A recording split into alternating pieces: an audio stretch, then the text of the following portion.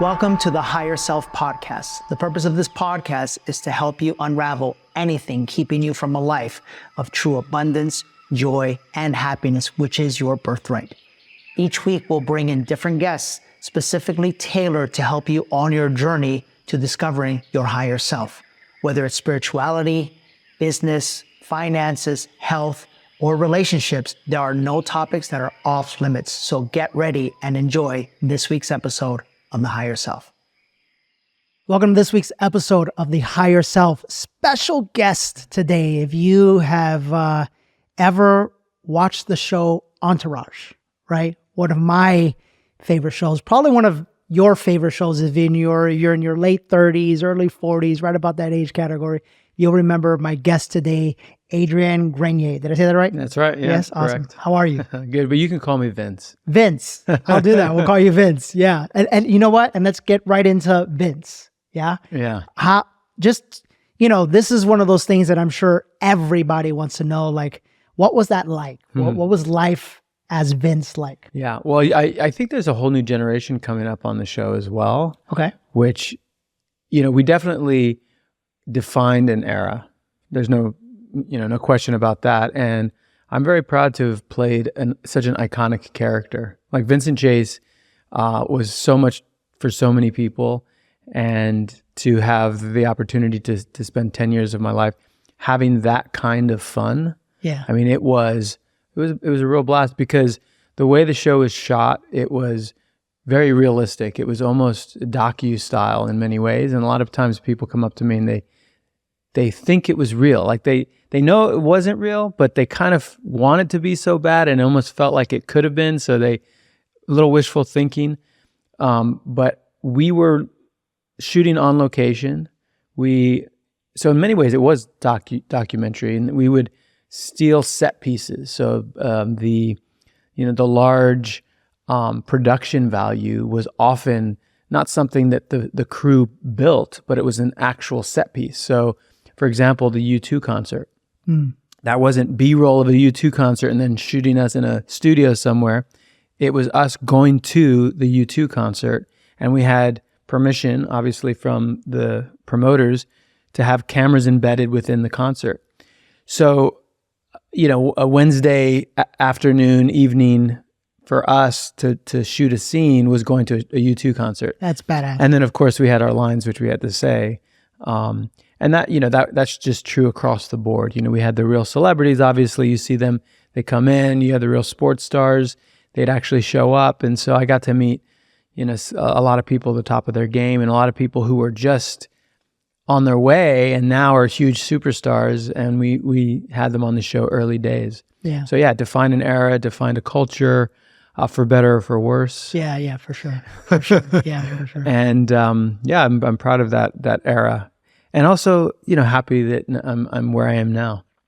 And before I get to where you are now, correct me if I'm wrong, but it was supposed to be a portrayal of what Mark Wahlberg's life really was like, or something like that. Is that correct?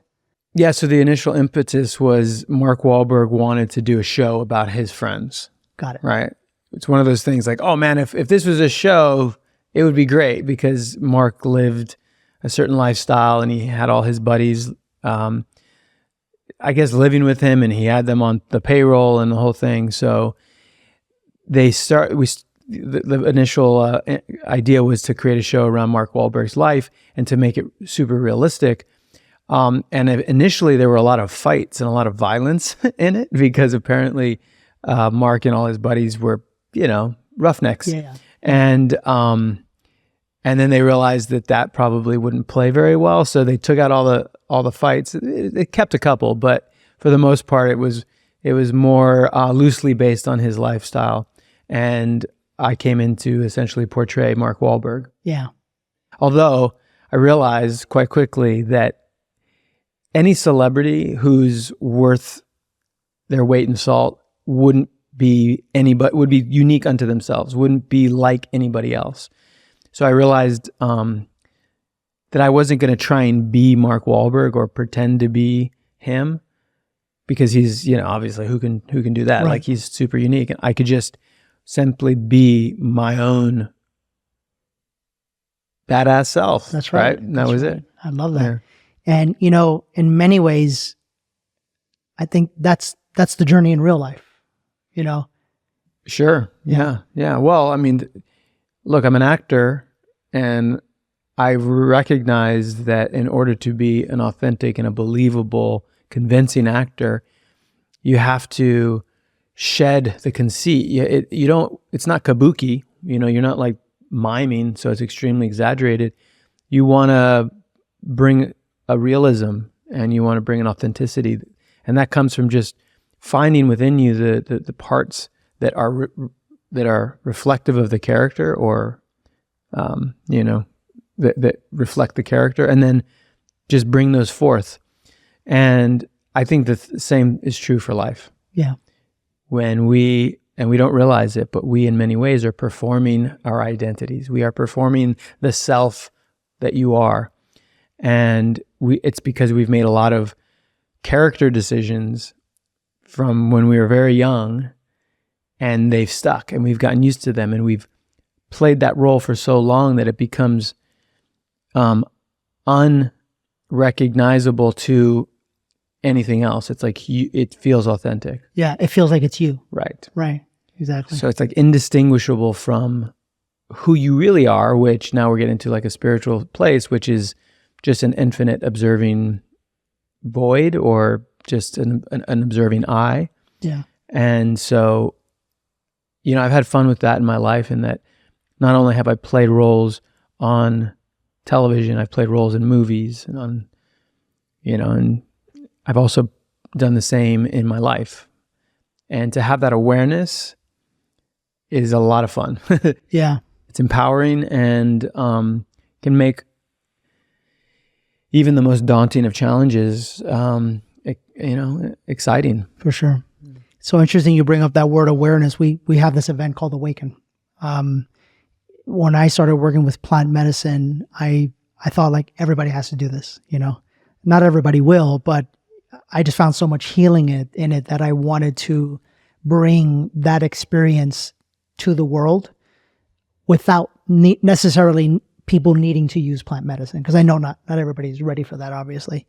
And so it's 3 days. We do breath work, meditation, so forth and so on. And one of the things that I just told my team this morning to do, the event is this week, is I told them to have, 3 thoughts on the monitors after people go through their experience. The first one is, what am I now aware of that I once wasn't aware of?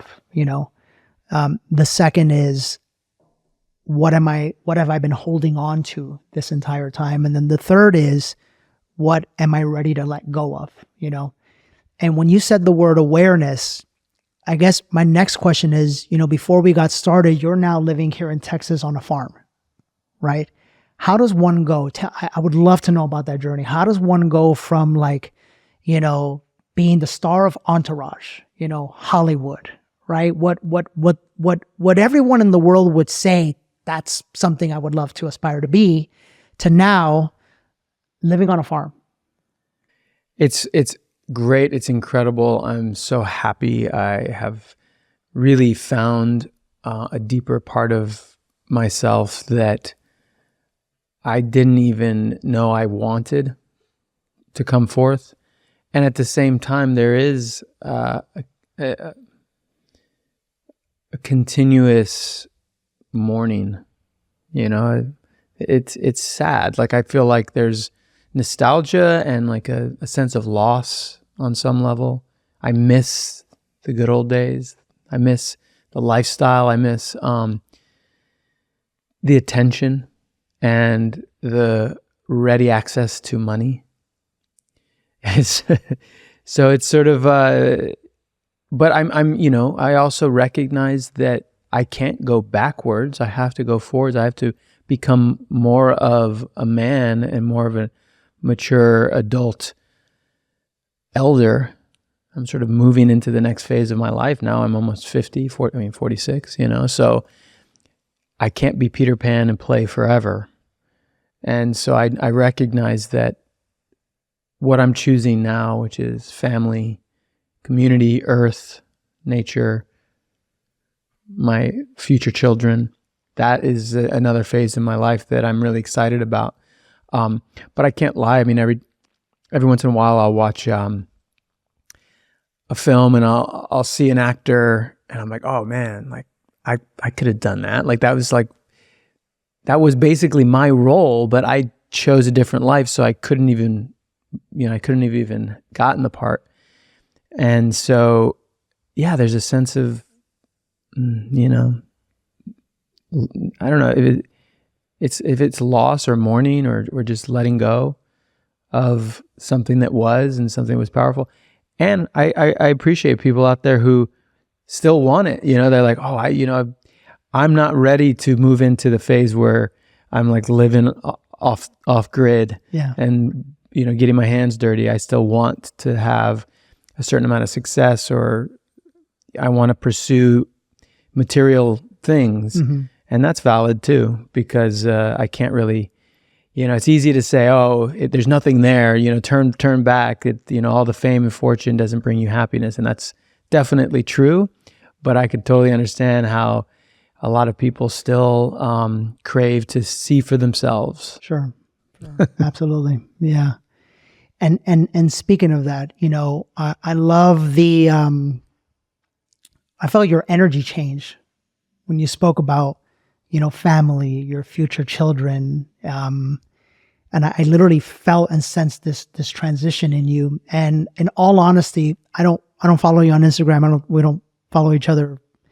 But I remember this was about 2 months ago. I remember one of your posts popped up, and I, in my nature, am a hopeless romantic. I've always been. And I remember one of your posts, I think did you just get married or in June? Okay. Mm-hmm. And your words were so poignant to me, and I want to speak to this because I feel like, for many of us men, this is part of our journey as well. You said something along the lines, and I have a terrible memory, but I remember this because it resonated with me and where I'm at in my life right now. But you said something along the lines of, I was once lost and I, was out there and was with a lot of women or whatever, even though that's in so many words. In so many words. So he says something like this. Even though that's not, like, there was something inside of me that always knew, that always knew there was only one, and now I found you, And am I? Oh, you're making me tear up now. Well, and it just resonates so much with me, because I know that is a choice, and I know and understand that it's a choice to open up to the power, the vulnerability, and the fear, quite frankly, attached to real, deep, authentic surrendering to love. Mm-hmm. That I don't know that before I began my journey, I don't know that I saw too much of out there in the world, Yes. Yeah. Well, it's very true. I mean, I'm 46 and I just got married in June. So there was a lot of resistance, a lot of rationalization. I spent a long time trying to convince myself that I could live forever and that I could have all the cake and eat it too. Yeah. And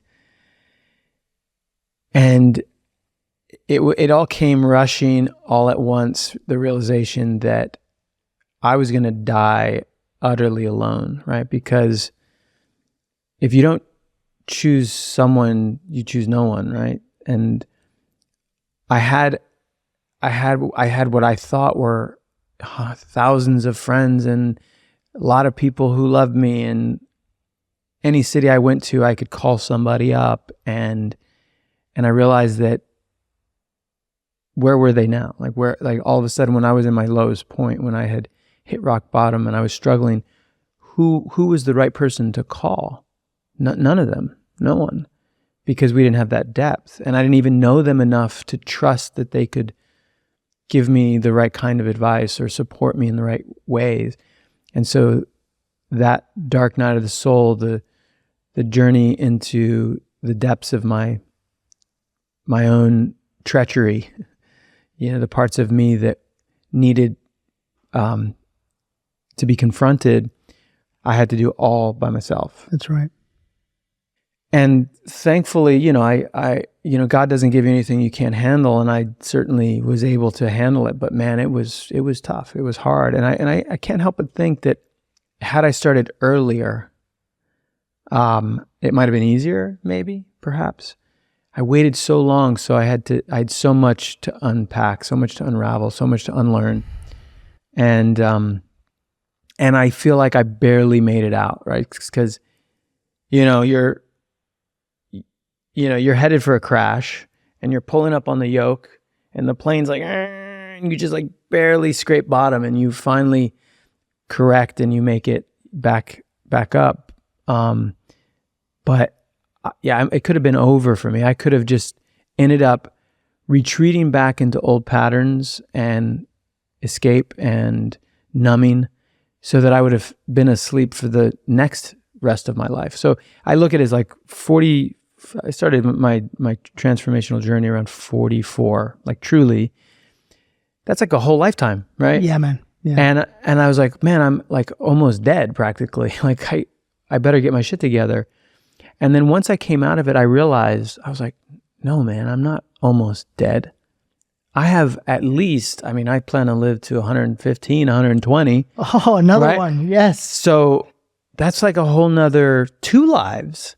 We're just getting started, brother. Right? Like I still have, like and this is potentially the first time in my life that I've ever made a decision myself, that I've chosen what to do in my life. When I was versus, mommy, like, will you change me? And I'm a kid to like, now I'm in school and teachers are telling you, make sure to do your homework, and then you go into the workforce and you're just listening to your boss and your boss is telling you what to do. Or then maybe you break out and you start making your own money and you're just like now trying to please your friends and please the world because you want to do right by them. And it's like, well, wait a minute. Like, have I been choosing anything ever? What do I truly want deep down inside? And how am I going to take that very scary step of making a choice for the first time that is purely my own? Fuck, dude. I know exactly what you're saying. And that's risky as fuck. Like that, because if you're making a choice that is coming from deep down inside and it's not anybody else's, then you only have yourself to blame. You can't be like, my mom made me, or, someone else's approval is like confirming or denying whether or not you're doing well. It's truly on your own terms. And it's risky and it's scary. And no one's ever been you before. No one's ever created what you create. So it's like, it's unproven and only you can prove it. So yeah, man, I finally feel like I'm making adult choices in which, and now I have another 44 years, let's say, to do the thing that I know is truly right for me. And no, you I have 44 years to figure it out. 75.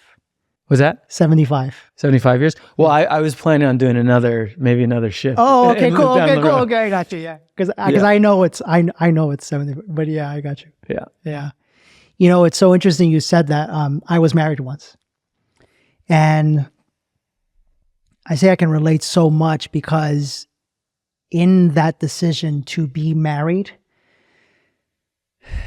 it was my story that was making the decision to be married. Right. Yes. Which, my story was you have to be successful, you have to have a big business, you have to have married, you have to be married, you have to have kids in order to like be a man and receive approval and receive love.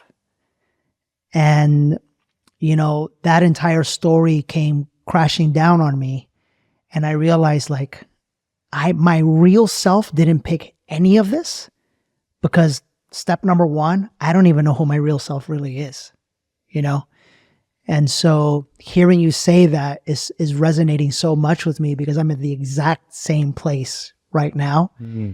And I think that's why that post, resonated so well with me. And I want to help men here, right? So take me to the moment where you met, right? Because us guys, we don't like talking about this stuff. We like living in la la land. We like, always looking for, the next adventure, the next woman, the next goal, right? And we're very disconnected from our hearts. But take me to that moment when you met her. What happened? So I actually met her a decade ago. And if we're just being frank, I mean, she was a young 21-year-old, hot, good-looking, jelly bean. Yeah. And of course I noticed her. Yeah. And I was rapping to her, and there was a lot of sparks for sure. And we ended up dating for about 4 years, but it was very casual, long distance, non-committal. And I was on this trip where I was poly. I'm poly. I must be poly because I want everything. I want to taste everything. Right. So I'm not unfaithful. I'm not, a philanderer. I'm not a womanizer. I'm poly. That's it sounds better. Yeah. But really push comes to shove, I just wasn't, didn't want to grow up. That's right. And so she was young, so she was having fun too, to some degree. And at a certain point, she wanted more. She wanted more from me. And she dumped me pretty clearly. Good for her. Yeah, great for her. Yeah. But better for me. Yeah.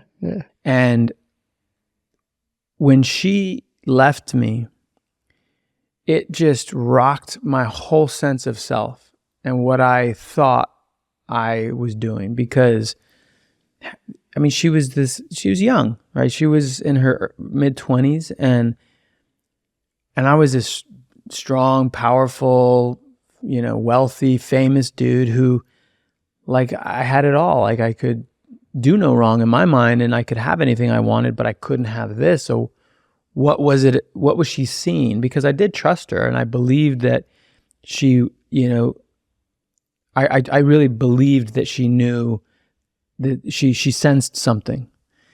And so after she dumped me, I began the journey of unpacking and unraveling what it was that exactly she had said I needed to change.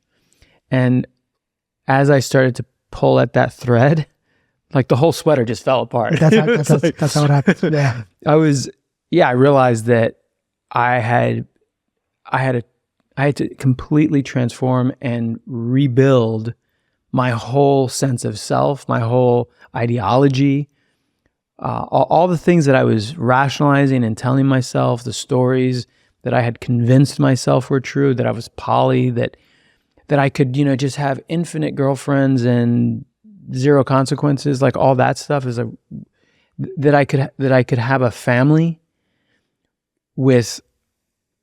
I mean, with who? All of them? How does that work? And, I started to do a lot of prayer, a lot of meditation. I seeked out counsel from elders, wiser people, philosophers, books, plant medicine. I did everything. And most importantly, I extracted myself from the influence of my past life. And that was the hardest part. Yeah, for sure. Right. So if you're an alcoholic, you can't hang out in bars, right? You can't have alcohol on the shelf. You have to get rid of all of it and really start to shed a lot of the things that were familiar, that gave you a sense of self. So there's an ego death where you start to break down who you think you are. I'm the guy in the Bugatti. That's right. Get rid of the Bugatti, right? That's right. And I started shedding so much that I ended up living in a small camper here in Austin, literally, I don't know, 25 square feet. It was this tiny little camper, just basically a bed. And I lived in that for a year. And I started a community garden, and I just started chopping wood and carrying water, just every day, getting up, planting, working the soil, reading, meditating, working out. And, I stopped all the escape stuff, no porn. I stopped masturbating. I even was practicing semen retention. I know I'm throwing a lot out there. Oh, dude, no. We talk about this. Yeah. Because So this was my journey. Yeah. If you have the familiarity with all these terms, I get it. No, it's not just I wasn't masturbating, I wasn't ejaculating. Because even coming is a drug. It floods your body with endorphins and all sorts of hormones, and it's addictive because it feels so good. And so I found that I was turning to masturbation to escape, or to fall asleep, or to wake up, or to just on a Tuesday, Yeah. And in order for me to go deeper and to start to clear the table so that I could start to see the stuff that was underneath all of that, the stuff I was running from, the stuff that I didn't want to see, the emotions, the feelings, and get out of my head and into my body, into the deeper parts of my my somatic being that had a lot of pain. And in order for me to release that and to confront that, I had to really clean the slate. Yeah. And that was a very painful time, a very, very hard, difficult, challenging time, harder than anything I'd ever had to do, because it's primarily solo work. Like, you do it alone, and not without support and guidance, but at the end of the day, you're the one who has to confront that part of you that you've been running from ever since I was 8, me personally. Yeah. And it has to do with, childhood trauma and the way I was raised and the things that I had constructed in order to protect myself. And then finally it's like, okay, I can dismiss all the demons that I'd brought into my life to protect me, and I can become a, badass, strong monster myself. I can become the monster, and then you let that monster go away and you say, no, like, I'm not going to be that anymore. Because I was, in order to protect myself, I became the worst part of myself so that I'd rather be the one that's hurting people than be the one who's hurt. And so I hurt so many people in my life for just carrying on, acting badly, being selfish, narcissistic, indulgent. And I pretended like I was, that I loved everybody, but it wasn't true. Because in order to love someone, you have to really get to know them, and you have to be in service to them. And you can't if you're too busy worrying about you and what you're getting. And then, I got to go, catching a plane off to the next. And then you're not even there for them. And so I realized not only was I not truly there for them, I wasn't really loving them as much as I thought I did. But they, in turn, if it wasn't overt, there was a subtle resentment towards me. And so I wasn't getting the care and the love that I really needed. And so it was just a superficial, at best, relationships. And then at worst, it was toxic. Mm-hmm. So yeah, man, I just consolidated everything. I found one woman. I not just found one woman. I found the woman who dumped me. And I called her up. I said, I think we have some amends to make. Like, we need to reconcile. And it wasn't, quite honestly, I checked all my, hidden motivations. Right. I was like, I'm not here to get you back. I'm here to truly say that I'm sorry and heal whatever I did to hurt you. And in that process, we ended up, yeah. We were in love. We always were. It's just she was waiting for me to show the fuck up. That's right. Yeah. Yeah. I love it. Yeah. And what did it feel like once you finally decided, like, I mean, shit, man, I'm hearing the story and I can relate so much. But what did it feel like for you in that moment where you finally said, like, I'm going to ask her to marry me? Because that is the exact opposite Total of everything you've been. Yeah. I mean, that is commitment till, like once you're aware, not from a religious motivation, from a worldly motivation, but once you're truly aware of what that means. So, yeah. You know what I'm saying? Oh shit, wait, maybe I didn't think this through. You know what I'm saying? You know what I'm saying? No, I do. So,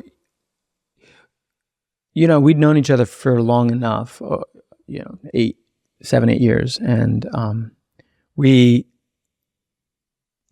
started dating again, and quickly thereafter moved in together for the first time, because as I said before, it was always long distance and very casual. We moved in together, and we bought a piece of land together. And so it was very clear.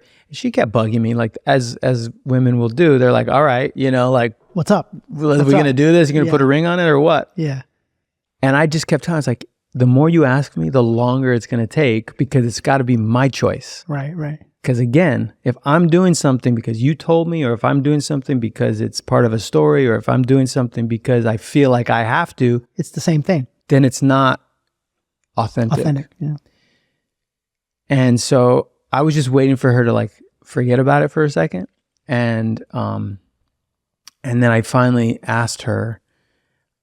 What I did was I buried an old treasure box, like an old tin box, on the land. And I bought her a blueberry bush. And I said, "Oh, babe, I bought you this blueberry bush." She's like, "Oh, that's so sweet." And I'm like, let's go plant it. She's like, "Okay." So like we went out and started digging. It's, what's that? She's like, "What is that? Like buried treasure?" I was like, "Maybe." She's like, she's like, "Maybe some cowboy like buried guns or something." And I was like, "Yeah, could be." So then I dug up this old box. She's like, "What is that?" And then she looked at me and she knew right then. Oh. And she went, and then I had all this stuff planned. I was going to say, it was all romantic. You're a mess, I bet. I'm becoming a mess just thinking about it. Like the moment I got on one knee, just like suddenly I left my body. I was beside myself, and my lips were moving, but I don't even know what I said. If I said the things I had intended to, it was a psychedelic experience. Mm-hmm. And I realized that I opened up a portal in that moment. Like I literally stretched space-time and like wrapped it around us, and like we went into another dimension. Mm-hmm. Total up-leveling of myself and us, and it was truly like a spiritual experience. Yeah. Because I felt the weight and the power of my choice, and the universe did too, like literally ripples through space-time. That's right. It was bugged out. I know what you mean. Yeah. Yeah. Have you looked into I'm pretty sure, just listening, you guys were together in past lives? I mean, I can't imagine, that we weren't. Yeah. I mean, look, I have somebody for you to talk to if you ever. All the universe is patterns, like waves, right? And I believe that our consciousness is just part of a long-standing wave from the beginning of time. And all your ancestral things, that you're just part of that wave. And as the waves start to interact, they become more complicated. But yeah, she and I are part of a wave that we've been riding for a long time. Yeah. And that's why, we've had to do some past life exploration so that we can but redirect some of the patterns that aren't serving us. And I think we did a lot of healing in this particular incarnation. Mm-hmm.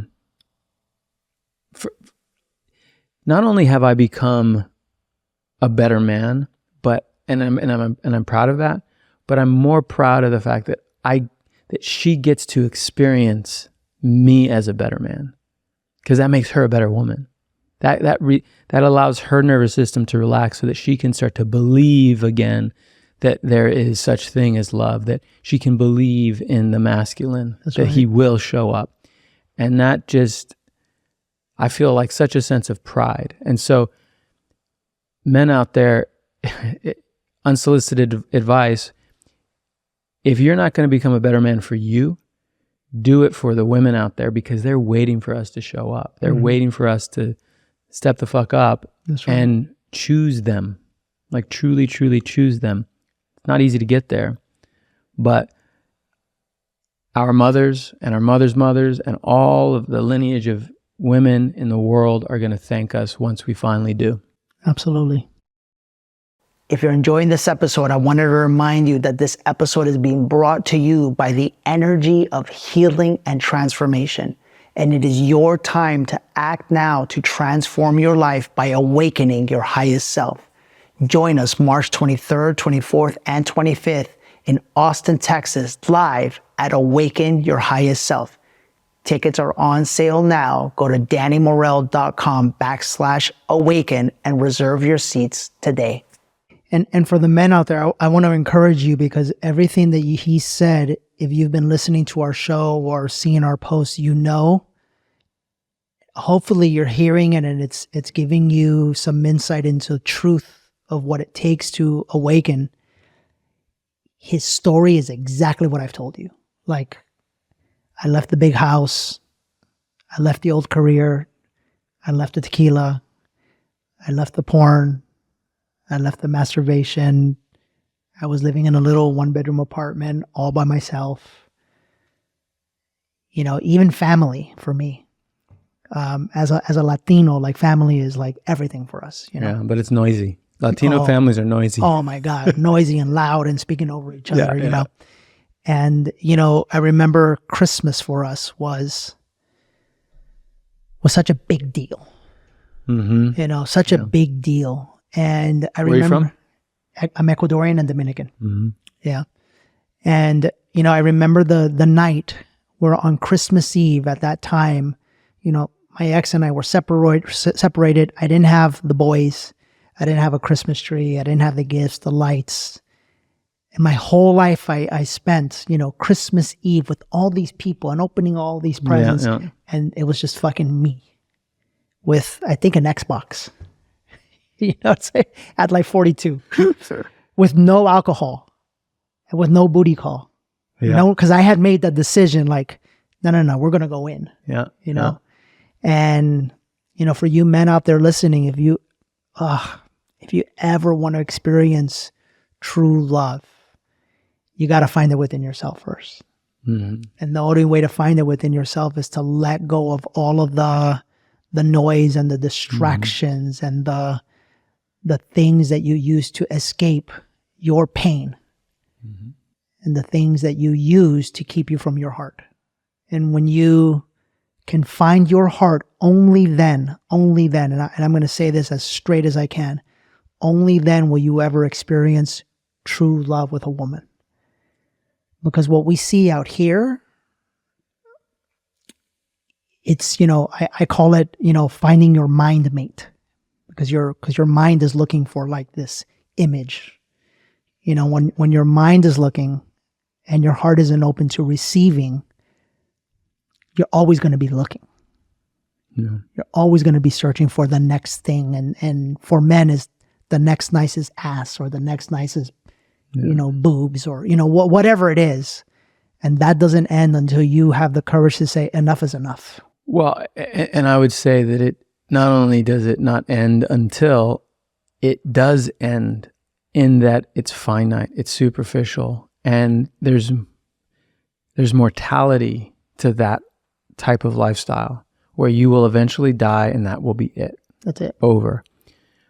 But in true love, with enough bravery, you can tap into something that is infinite. You are connecting to a lineage which goes beyond yourself, and it passes through not only your partner, but then into the children that you create. And that is an infinite conversation throughout the universe that you get to be a part of, that you get to be a creative, constructive contributor to, versus me, I, me, mine, and then it's lights out and you're done, and And not only were you insignificant, you've created a lot of pain and suffering. That's right. That other people have to clean up. And then that's, and probably you'll come back and reincarnate and have to fucking deal with the same thing. Shit all over again. Yeah. I don't know. It's time to clean up this mess today. Now, yeah. Adrian, I don't know about you, but one of the things that I did, and that was a part of my journey, was I had to do cord cutting with every woman that I had ever been with. Yep. Like I can remember, oh wait, I forgot that one. Oh wait, I forgot. Yeah. I love you. I'm sorry. Please forgive me. Thank you. Yeah. Go on. And like, we're good. Like, Oh, I mean, and they're hiding, like, and you're so crazy that you start to hide. You start to find, I think about someone who's got like an eating disorder or like they're an unhealthy obsession with food, where they start hiding little candies in like different corners or like under their bed. And, they're just placing them so that they're conveniently available anytime they need a little fix. And I realized I was doing that with women, and the phone is terrible because there's so many hiding places. I remember I was like, my phone was full up and I kept running out of storage space. So I was trying to delete stuff. And I started to unpack like all the places where I had like hidden phone numbers or, pictures or links to something I like, and you're just like, what is all this shit that I've been storing and keeping on my phone? So yeah, cutting cords energetically, spiritually, but also just getting rid of the clutter that's just all around, that's keeping you, pulling you back into that same mentality. Yeah, for sure. I wouldn't be where I am today without sitting with Mother Aya, with mushrooms. Talk to me about how plant medicine has played a role in your life. Yeah. Well, I mean, I really believe that these medicines are tools and they can be very, very helpful. As you were mentioning, they're not necessary. You can certainly use other tools, other modalities, other exercises, other practices. But yeah, it's definitely been an extremely important aspect to my healing journey. And in many ways, I think that I just want to talk a little bit about intention, because to me, that's the most important aspect. The key is not the plant medicine or the meditation. It's what intention do you set for yourself? And one thing that I did was I very clearly wrote down a mantra. I created my own mantra. What do I want to call in? What am I looking to create, build? Who do I want to be? And I wrote that down and I memorized it. And so anytime I would sit down to meditate, I would repeat this mantra. And whenever I did plant medicine, I would bring forth this mantra or a version of it. And I realized that was so important because it oriented my experience to be available to start to find the lessons that were going to guide me towards, what I wanted to manifest. Whereas before, whenever I would do mushrooms, it was like casual or fun or recreational, and there was no rhyme or reason. And in that, it's not as powerful. It's sort of a wasted opportunity. It's like getting into a car and not having to put in anything in the GPS. Like, you're not going anywhere. You're just driving aimlessly. So I would highly recommend that if you are looking to explore plant medicines, first and foremost, make sure it's based in an intention, like what you're trying to get out of it.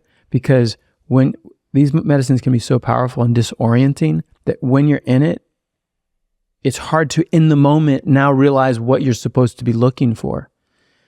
So if you're unmoored or if you don't have that anchor, while you're experiencing it, you're not, it can be overwhelming and just, because your ego goes out the window. Yeah. It obliterates your sense of self and identity. You start to connect into something that is more ancient and more collective, perhaps. And there's a lot of codes that are being offered to you. So which codes do you come back with? Mm-hmm. So that's one thing that I just like to say is be sure to set an intention. And then after that, make sure that you take the time to integrate and to practice and to bring that information and start to apply it in your life, as opposed to going right back in. Yeah. You know, you have to, it's like, you got to be in the wave. You know, you go to those peak experiences, but then you got to come down and do the work. That's right. You know, and can't just always be in the maps. Mm-hmm. You know, sometimes you have to go out and like put the map down and start your journey. Yeah, for sure. But yeah, psilocybin, all of that was definitely part of my experience. Yeah. And I'm sure through that, because one of the things that you're really passionate about now is Mother Earth, your relationship with Mother Earth. How is that connection showing up in your goals, your motivations? Because before we started filming, you told me, you know, you just offered a part that you said no to because you're in. You're Mm-hmm. committed to this version of your life now, right? Mm-hmm. What does that look like now? Yeah, I mean, it's a couple of different pieces there. The one is the offer was to move away, get paid a lot of money to tell a story. Basically, I mean, it's a series, and the topic is, you know, I think there's like drugs and guns, and like it's another one of those, right? Yeah. So not only would I be leaving my work here on the land, building a nature-based community, and now that I've been working with nature, the earth, I realize it needs us. Yeah.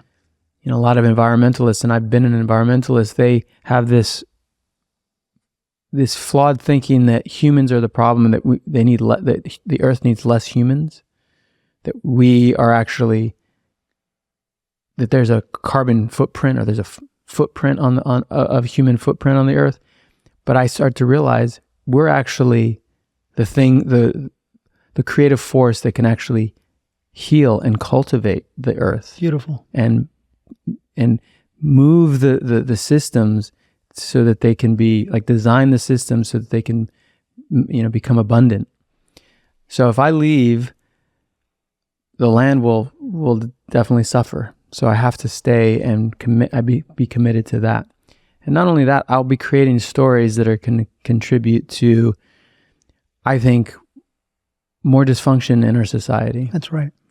And I don't want to tell stories of the same escape, which is through violence and drugs. And they're basically, all these movies are conditioning us. Mm-hmm. And they conditioned me to live the life that I was living, which I had to escape from. And I don't want to tell those stories and give people another reason to check out, or to indulge, or to lose faith in what's possible. So yeah, I said no. Beautiful. I said no. Well, but what was I going to say? Going to, it was in Dominican Republic too. Yeah. That would be nice. Yeah, that would. I mean, it was not easy to say no. Yeah. You know, because I was like, oh, that could be actually really nice. Yeah. Yeah, and also I have to resist the ego part of me that still wants to be adored. That, yeah. Yeah, that, I could maybe be famous again, or more famous. Because, you know, it ebbs and flows as well based on whether or not you have something in the theaters. Right. And right now, I don't get as much attention because I've been somewhat out of the game. So there's still, and every time I see a famous person, there's a little bit of envy, a little bit of jealousy. And it's that same jealousy that I would experience even when I was at the top of my game. There's always someone who's bigger than you, or someone who's, you know, more famous than you. Even those award shows, you go to those award shows and you think it's all cool and fun and like all these celebrities hanging out. It's miserable because you just see everybody else and there's just jealousy. Like I wish I was, how come I'm not getting an award? How come I wasn't nominated? You know, how come they didn't ask me to like present this award? Why am I sitting over here? How come they're in the middle of the audience and I'm in the back? You know, like crazy shit. Because it's the energy. Mm-hmm. It's that energy of not being connected to yourself and to love. Mm-hmm. And it permeates everywhere. Right. So I'm I'm choosing not to Good for get sucked back in. In terms of acting, and also it's an opportunity cost. If I do that, then I'm not available for the thing that is right. Yeah, mm-hmm. For sure. Last question. Mm. So I want to know, because this is one of the things that backstory on me, my mom didn't know how to show me maternal love.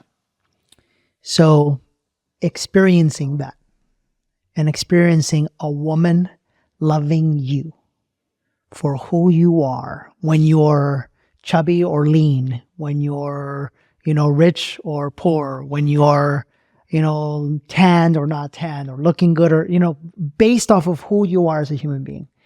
I can only imagine what that must have been like for you. We're deep in your mind. You had to have thought or known that, it was fun, but the women were probably, there was a part of them that was choosing you because you're Vince.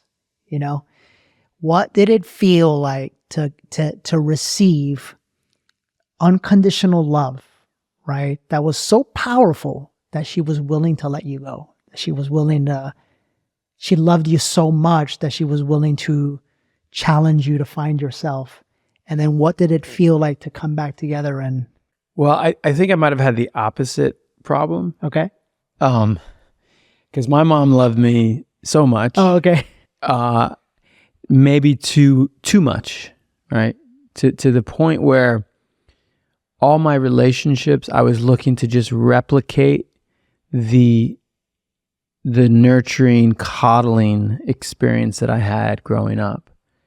So every woman was an opportunity to like get cuddled and like nurse again, like basically go back into my immature toddler state. Wow. But it wasn't about me loving them. It was about me being loved. Oh yeah, that's the complete opposite. Right? Me. Yeah. So it's not that, and I didn't care, honestly, if they liked me for me or for Vince or for whatever, as long as I got to nurse. Wow. As long as I got narked up with some, mommy's milk. Yeah, I got you. And so I had to really start to come out of that hypnosis so that I could stand up and become a man, like grow up and not be looking to just be coddled or be cared for. But I had to like learn to extend myself and sacrifice my own needs for another. And I don't know, like I talk about love language, like I just want you to tell me you love me. I don't even care if you mean it. There's this weird part of me that's just wants to hear the words. And I'll do the rest. I'll extrapolate and make it real for myself. Yeah. So, and I know I know it's not real, but there was a part of me that didn't care. It was all a performance. It was all because I was an actor, I can act love on the screen and then I'll act love with you. And what's the difference? I made it real. Wow. And it was twisted because, again, I'm sorry. I apologize to everyone who I did this with. I didn't know better, but I would make girls believe that I loved them. And I would make myself believe that it was love. And they would feel it and there would be this hope and this excitement. But I didn't mean it. And I'm like, what are you talking about? I just met you. How can I be in love with you? That's on you. You're crazy for thinking like this was just a fun thing that we were indulging in right now, right? Wow. But I would be so convincing because I was capable of, I was a magician. I was a shapeshifter, an actor. Yeah. And I would imagine there's a lot of actors that do that subconsciously. They don't even know it. They believe in the circumstances of the moment so much that it's so convincing without telling the other person, action. Right. So now I'm really working on like being really honest. I mean, that was part of if you can't be totally honest, which means you first have to know what is true, which means you have to stop lying to yourself. Then you can truly be honest. And as much as it's uncomfortable or as it's inconvenient, there it is. And that's what I've been doing now is instead of, people pleasing or getting people to like me, I have to just be very honest in the moment, even though they may not enjoy it and I may not get the coddling praise that I deeply crave as a little toddler. Yeah. So yeah, the opposite. Got it. Got it. Good for you for the awareness. That's deep. Final thoughts for men.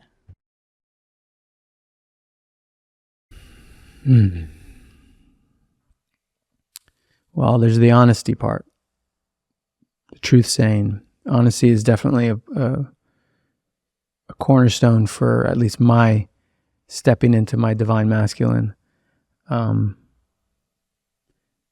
And choice, making clear decisions and owning them, like being absolutely 100% responsible for all your choices. I think the man's instinct, at least in the dynamic with women, is to try and fix things and then want to find blame or want to put blame on the woman. Oh, she's not this or she's that, and something I've been really embracing is in order to be totally responsible, I have to, I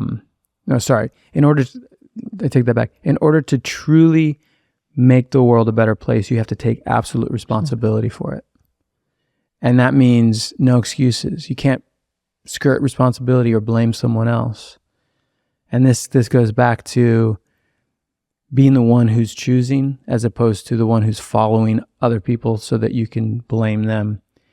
And there's so much blame to go around. Like you could find a reason why things aren't the way they're supposed to be, and you can excuse yourself out of it.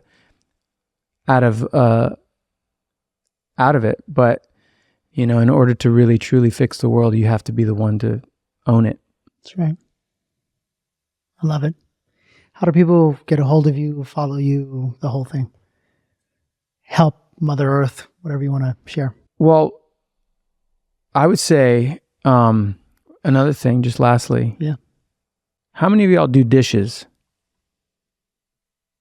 I've found doing the dishes to be extremely helpful because it's a small example of what it means to take responsibility.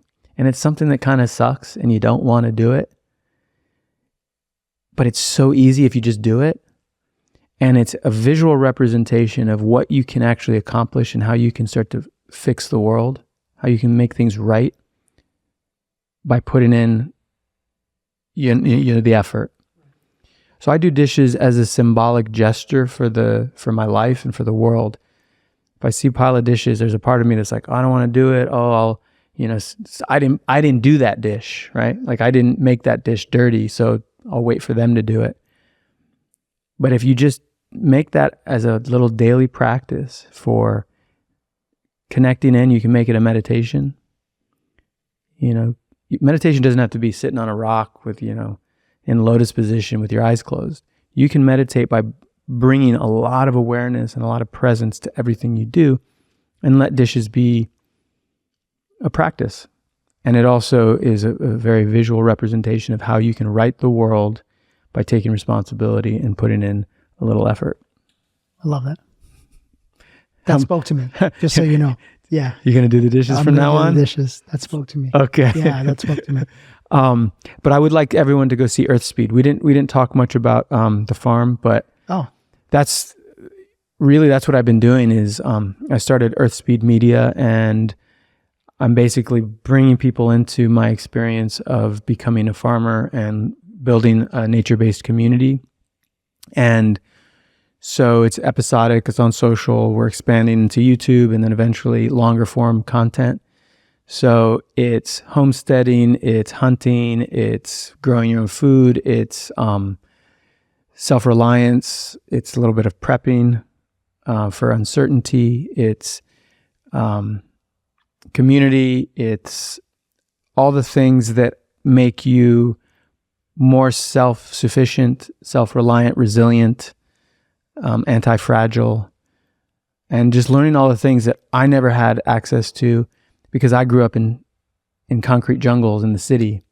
I grew up in offices, and I grew up in a lifestyle that isolated me from myself and nature and the world. So all the skills, all the survival skills, all the primitive skills that we used to pass down from generation to generation, we no longer have. Mm-hmm. And so again, in order to take responsibility, you have to have the capacity and you have to have the skill set to meet the moment. And so I'm now starting to relearn and remember all of these ancient tools and ancient practices, which is gardening, making your own food, knowing where your food's coming from so that you can be healthier and you can stop blaming factory farms for not doing food right. You do it yourself. That's right. And so anyway, check out Earthspeed. And where? Oh, right now it's on Instagram. Earthspeed. Earthspeed, at Earthspeed. Eventually, in the next few weeks, we'll be on YouTube, and then we're going to start growing from there. I'm in. Yeah. Yeah. And you'll have to come out and get your hands dirty. Well, I want to because I am building a home on a couple of acres, and one of my dreams has always been to grow my own food. And then I get there, and I'm like, but I don't know how to do it. And so I want to eliminate that. I want to erase that story. Yeah. You know? So the same theme keeps coming up, right? You don't know how to do it, so what do? You hire someone else. And then when they don't do it right, you complain. That's right. Oh, how it's taking so long. Oh, it costs twice as much. Right. And so you have no one to blame but them.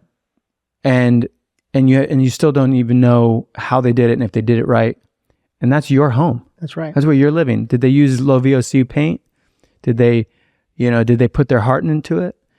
And yeah, so I realized I want to, instead of leaving my home, leaving my family to go out and make a lot of money and be absent from my life, just so I can pay for all the things that I have no connection to, I want to start learning how to do it myself. So that it's not just about fixing a light bulb, right, or screwing in a light bulb. It's about deeply connecting into the thing so that you can love it better, love it more, love it deeper, have empathy for it.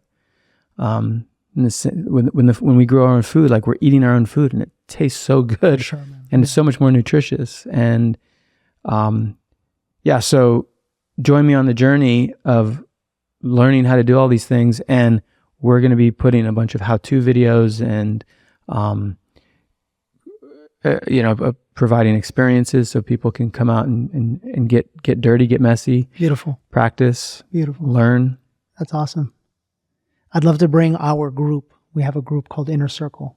Sure. I'd love to bring them. I host 4 events per year. The first one's on relationships, the second one finance, and then the third will be on health. And, there's no better way to improve our health than to mind what we eat. Absolutely. Yeah. And there are things that are totally intangible and subtle about being in soil. So you must talk about the microbiome, the gut biome. Mm-hmm. Yeah. We are in a constant exchange with the natural world, and all of the bacteria that we come into contact with, we learn from, right? We are in deep relationship with the smallest microscopic organisms in the world. We just don't know it. Mm-hmm. And so when you're in the soil, when you're in healthy soil, you're actually getting downloads, you're getting information from the food, from the earth, as opposed to pesticide sprayed food that goes to your supermarket that's sterile. You may be getting some nutrients, maybe, but you're not getting all that outside information, which is based in the soil, the microbiome, And that's like millions and trillions of like little pieces of data that, are very important that you don't even know how they work, but it's important and it's crucial. I'm 1,000,000%. Mm-hmm. Yeah, I can't wait. Okay. Beautiful. Awesome. That's this week's episode. This was awesome. This was, I hope, for some reason on our shows, we always go into the heart and, the feminine gets discussed. But I feel this episode is especially, for the men out there. And I want you to watch it again and again, because I feel every time you watch it, you'll hear something new that you might be ready to let go of, or more importantly, a different version of yourself that you're ready to become. We'll see you next week on another episode of The Higher Self. Thanks for watching or listening. If this week's episode resonated with you deeply and you're ready to discover more about yourself, go to DannyMorel.com and check out some of our upcoming events and our resources. Or if you'd like to learn more about our coaching programs, simply shoot us a message on Instagram and one of our team members will reach out to you immediately.